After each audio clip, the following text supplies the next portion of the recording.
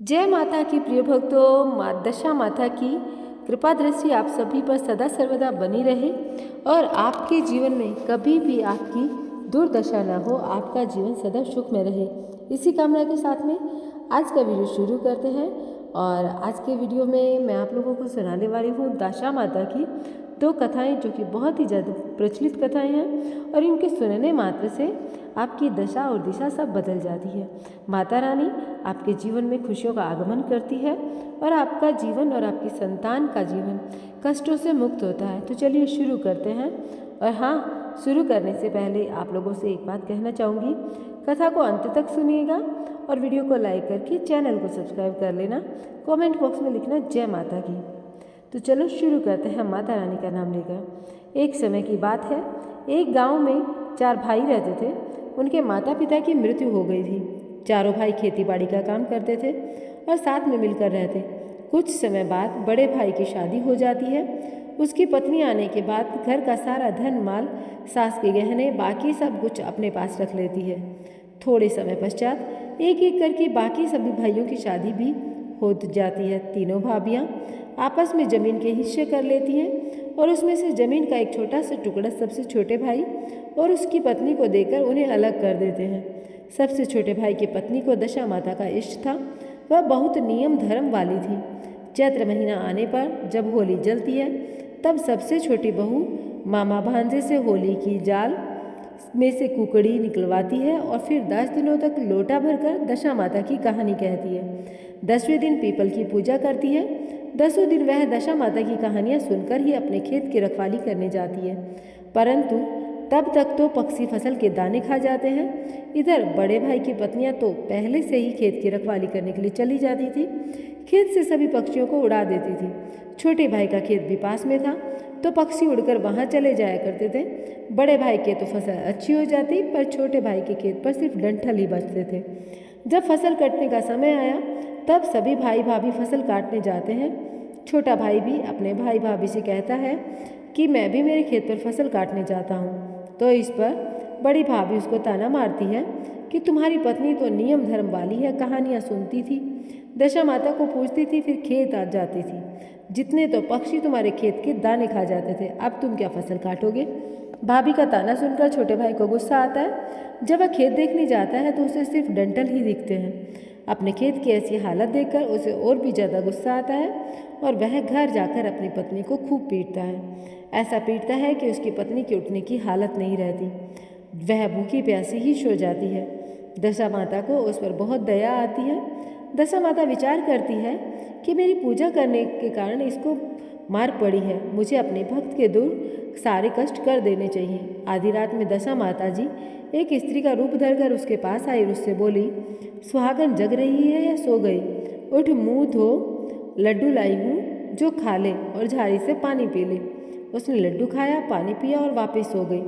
जब छोटी बहू के पति का गुस्सा थोड़ा कम हो जाता है, वो अपनी पत्नी को देखने आता है और मन ही मन सोचता है कि इतना मारा मैंने उसको, देखूँ तो सही कहीं वो मर तो न गई, खबर तो करूँ कैसी है वह। घर पहुंचकर वह अपनी पत्नी को बोलता है कि देख, उठ जा। दशा माता के दिए हुए लड्डू और सोने के लोटे पर उसकी नज़र पड़ती है, तो वह पूछता है कि सोने का लोटा और लड्डू कहाँ से आया?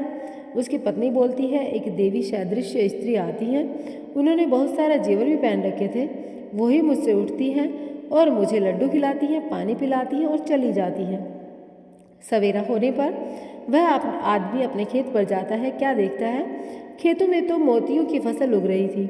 जब जेठानियों को पता चला उसकी तो मोतियों की फसल पकी है, तो उसकी जेठानियाँ उससे और ज़्यादा जलने लगती हैं और फिर देवरानी से पूछती हैं कि ए बाई, ऐसा क्या जादू करा तूने जो तेरी सारी फसल मोतियों की हो गई, जबकि तेरे तो सिर्फ डंठल बचे थे? हमको भी बता दे, हम भी कर लें। देवरानी उनको सब बताती है। जेठानियाँ बिना होली के ही ऐसे लकड़ी जलाती हैं और कहानियाँ किस्से कहती हैं और हंसी मजाक करती हैं। फिर अपने पतियों को बोलती है कि हमको भी पीटो। उनके पति बोलते हैं कि तुम क्यों बुढ़ापे में हड्डियाँ तुड़वाती हो, तुम्हारे पास तो सब कुछ है, भगवान तो अनजाने में ही टूटमान होते हैं। वो जिद पकड़ लेती हैं और कहती हैं, नहीं, हमारे भी मोती की फसल होनी चाहिए, आप तो हमको पीटो। उनके आदमियों ने उनको भी खूब पीटा। दशा माता ने सोचा, अगर इनको चमत्कार नहीं बताया तो सच्ची नहीं मानेगी, तो फिर आधी रात को दशा माता पधारे और बोले, सुहागिन सो रही है या जाग रही है, ले लड्डू खा ले और पानी पी ले। उसकी भाभियाँ उठकर लड्डू खाती हैं, पानी पीती हैं और सो जाती हैं। सभी भाभियाँ खुश हो जाती हैं कि अपने भी दशा माता पधारे, अब वह अपने ही सब मोती हो जाएंगे। जब वह सुबह उठकर उनके आदमी खेत पर जाते हैं तो क्या देखते हैं कि सारे दाने काले पड़ चुके थे।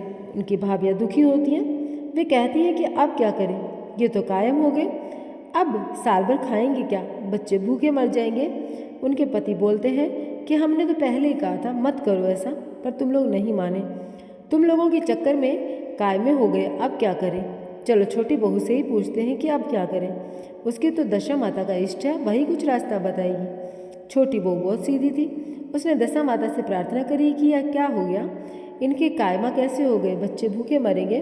उस समय सतयुग चल रहा था।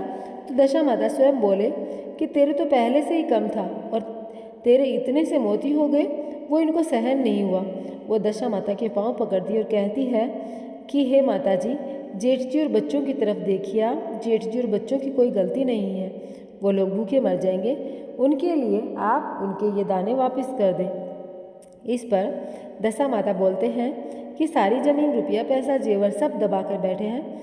अब तो ज़मीन, पैसे, जेवर सब कुछ बराबर 4 हिस्सों में बटे, चौथा हिस्सा तेरे को भी जाए तो ये सारा किया कराया समेटेंगे, नहीं तो नहीं। ले गरासनी, तेरे को टूटे और हमसे रूठे। ऐसा बोलकर भाभियाँ दुखी मन से उसको चौथा हिस्सा दे देती हैं। सभी भाई भी बहुत खुश हो गए और कुछ भी नहीं दे रखा था, पर दशा माता की कृपा से सब बराबर बट गया। इसके पश्चात कहीं कहीं काय में रह गए थे। तब छोटी बहू दशा माता के पैर पड़ती है और कहती है, माता जी सारे काय में क्यों नहीं हटे। तो दशा माता बोलती है, जमीन में गड़े हुए धन में से चौथा हिस्सा तेरे को देंगे तो सब मिट जाएगा। दशा माता की कृपा से छोटी बहू का सारा दुख दरिद्रता खत्म हो जाता है। हम भी दशा माता से यही प्रार्थना करते हैं कि जैसे दशा माता ने छोटी बहू के सारे दुख दूर करे, वैसे हम सबके भी दुख दूर करें। जैसे उस पर टूट गए वैसे हम सब पर टूटे, जैसी कृपा उस पर रखी वैसे हम सब पर भी रखें। तो प्रिय भक्तों, यह हमने दशा माता की कथा सुनी। अब मैं आप लोगों से एक कथा और आज ही की वीडियो में सुनाने वाली हूँ। दोनों ही कथा बहुत ज़्यादा पावन है, तो पूर्ण श्रद्धा भाव के साथ में सुनना। माता रानी आपका जीवन जो है वो सदैव खुश में रखे, आपके जीवन की दशा और दिशा सब बदल जाए। आपके जीवन में भी कोई कष्ट है तो वो कष्ट हमेशा हमेशा के लिए टल जाए। इसी कामना के साथ में चलिए हम दूसरी कथा जो है उसका भी रसपान करेंगे। एक सेठ सेठानी थे। सेठानी बहुत नियम धर्म वाली थी। वह होली के दिनों में प्रतिदिन दशा माता, गणपति, सूर्यनारायण भगवान, पथवारी माता और तुलसी माता की कहानी कहती थी। उनके घर में एक आंवले का पेड़ था। वह प्रतिदिन ब्राह्मण को एक आंवला दक्षिणा में देती और आराम से रहती।